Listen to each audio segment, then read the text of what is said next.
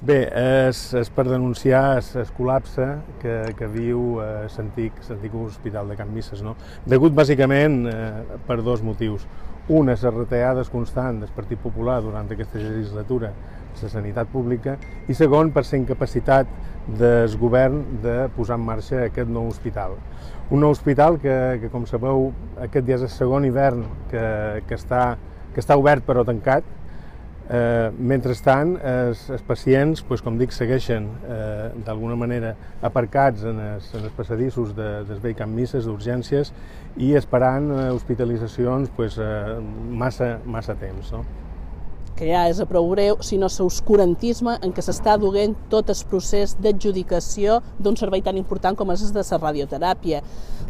Som conscients que posar en marxa un servei d'aquestes característiques és una cosa complicada, però també volem deixar ben clar que qui va posar la data límit per obrir aquest servei va ser el propi president Bauzá, el conseller Sanceloni i en Vicent Serra, que per tranquil·litzar i tapar la boca en els afectats i a la plataforma pro radioteràpia es van presentar aquí a Eivissa dient tranquil, l'1 de gener estarà obert el servei de radioteràpia. Això és un engany i és una estafa en els ciutadans i en els pacients d'Eivissa.